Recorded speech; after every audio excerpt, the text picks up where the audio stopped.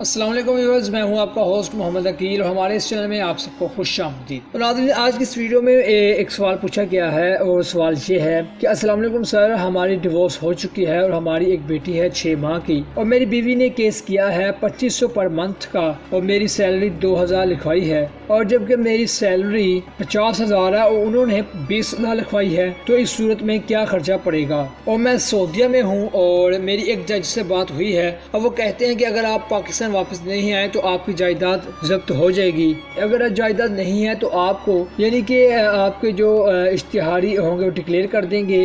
जब आप पाकिस्तान आओगे तो आपको 1 साल की सजा भी दी जाएगी। सर प्लीज इस पे कुछ वजाहत करते हैं। तो सबसे पहले तो आप ये देखिए कि आपने जो इसमें क्लेम किया है कि ये 2500 तो डेफिनेटली नहीं होगा और ये 25,000 ही होगा।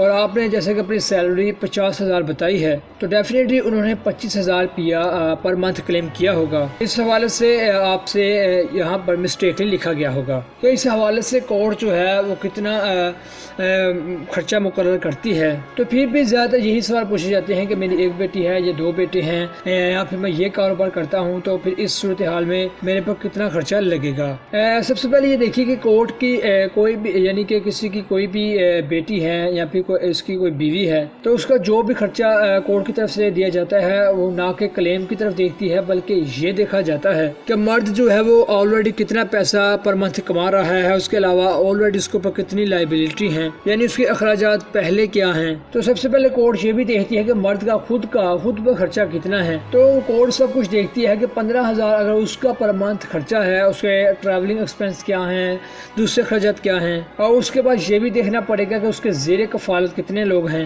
और फिर उनको भी देखना पड़ता है कि इनका इस सैलरी से क्या खर्चा आता है और फिर इसके बाद ये देखा जाता है कि क्या इसके पास रिमेनिंग अमाउंट बचती है जिससे इसका खर्चा अदालत की तरफ से इसको बीवी को दिया जाए। सो व्यूअर्स, यहीं तक थी आज की हमारी वीडियो। मैं उम्मीद करता हूँ कि आपके सवाल का जवाब आपको ज़रूर मिला होगा और इसी के साथ मुझे इजाज़त दीजिए। अपना ख्याल रखिएगा। फिर मिलते हैं कि अच्छी और एक ऐसी नई वीडियो के साथ। अल्लाह हाफिज़।